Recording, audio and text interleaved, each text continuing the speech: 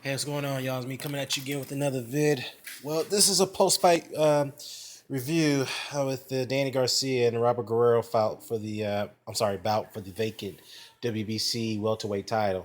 Um, I have to admit, though I really I protested against this fight being made as a championship bout.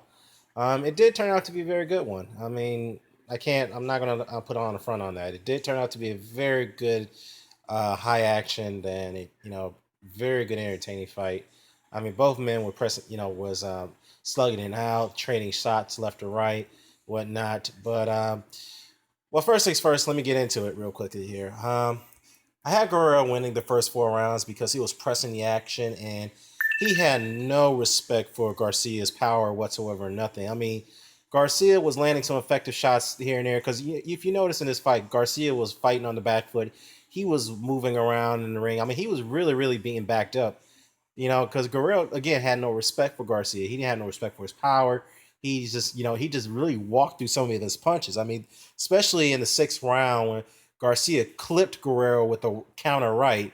I mean, cleanly clipped him with right. It was so flush. I mean, that looked nasty. And Guerrero took it. He kept coming forward. And then Garcia clipped Guerrero with another left in the round. And and Guerrero just stood there. I mean, these punches had no effect at all on Guerrero, even though his face was getting whelped up a bit. But I just think that he really did feel the effect of Danny Garcia's punches. I mean, that goes to show that if goes to show about whether Garcia's power carried when he moved up in weight. So apparently it didn't to a degree. Yeah, even though he did bruised up Guerrero's face bruised up Guerrero's face. But we all know that Guerrero does bleed easily, so that's not surprising.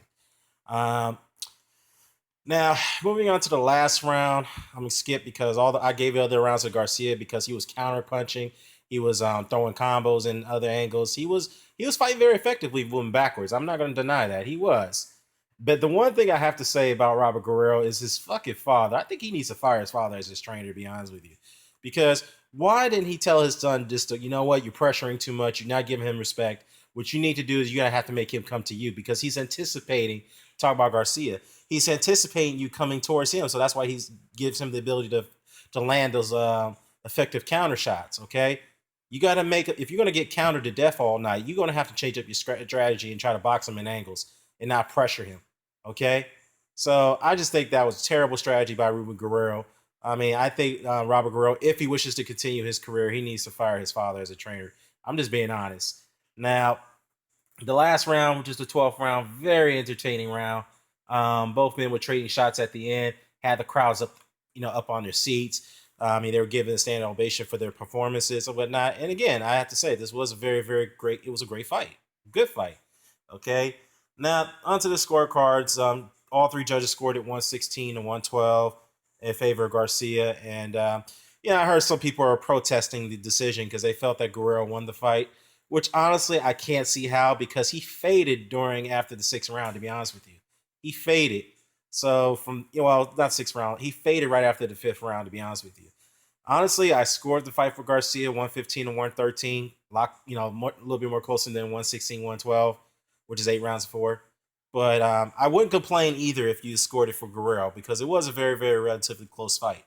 So I mean, my hats off to both men. Where they go from here, we all know Garcia is mandated to fight Amir Khan because he is the mandatory.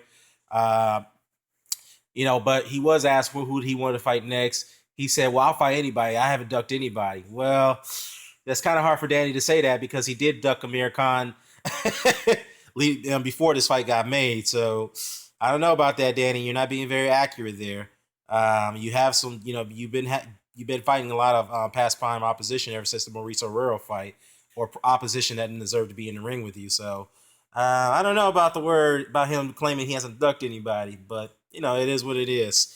Now, again, as for Robert Guerrero, I think he needs to hang it up. I don't think he has nothing more left in him. Ever since he moved up from 135 to 147, I just think that it completely made him a shot fighter. He hasn't had much success at 147, and I just think he needs to hang it up. That's just my honest opinion. Maybe he does have one more fight left in him, but who knows? We'll have to see where the future tells for Robert Guerrero. Another point I wanted to add here. is that Floyd Mayweather and Amir Khan was there at the fight. Okay, now once that the commenters mentioned Amir Khan because he was sitting in the audience. All right, but if you notice something on the Titantron, you had Eddie Murphy that was there. And then when they moved the camera over to Floyd Mayweather, all the crowd booed the hell out of Floyd. I mean, really gave him a thunderous boo. Now that goes to show the level of respect that he has even after retiring. Yeah, talk about a legend who continuously gets booed and ridiculed by fans. Well, okay. Well, anyways, Floyd was interviewed by one of the PBC commentators, and the individual asked him, "Are you just scouting this fight, or are you just sitting here as a spectator?" And Floyd gave as Floyd's usual, giving some non coincidental answers or whatnot, or just answers that didn't make any sense, were pretty vague. He couldn't even answer the question directly whether he wanted to come back for one more fight or not. He just says, "Well, da da da da da da." Well, to me, if you're going to give a vague answer like that, that indicates that he is going to come back for his 50th fight. Now, if he fights Danny Garcia for that title, oh my god, you know what I'm going to do if he does decide to do that. Okay. Now, another thing I want to know: props to Sammy Vasquez Jr. for beating Aaron Martinez. I mean, it wasn't really an exciting fight, but Vasquez did really show some bit of skills in there. But there are some holes in his game. He still continues to keep his hands very low. He needs to work on his foot technique a bit more. But once again, props to him for beating Aaron Martinez, who quit pretty much. Yeah, he did quit on the school. He didn't get up after the sixth round concluded. But props to Sammy Vasquez. Now, if you ask me, if Sammy Vasquez gets an opportunity to fight Danny Garcia, um, I don't know. I think that would be a 50-50 fight, because Vasquez is a mover. He can box, he can move, but again, he does have to work on his technique a little bit more. All right. Now, if Danny Garcia was to fight Keith Thurman and Amir Khan or Sean Porter, I'm sorry, man. I don't see Garcia winning those fights at all. I'm just being honest.